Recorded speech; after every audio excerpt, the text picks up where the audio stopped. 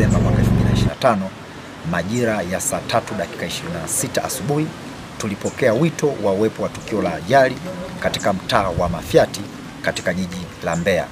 Kwa haraka sana tuliweza kufika eneo la tukio na kukushuhudia kweli kulikuwepo kuna ajali ambayo ilihusisha magari mawili, gari dogo aina ya pickup na gari kubwa la bus coaster ambayo yaligongana na kuweza kusababisha majeruhi.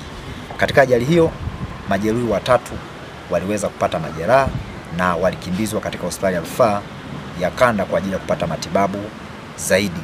Niendelee kutoa wito kwa wananchi wa mkoa wa Mbeya na Watanzania kwa ujumla kwamba kuhakikisha kwamba wanaendelea kutumia namba yetu ya dharura ya Jeshi la Zimamoto, wasisite kutoa taarifa kwa haraka ili waweze kupata msaada stahiki, ili Jeshi la Zimamoto na Uokoaji liweze kuokoa maisha na mali zao. Asante.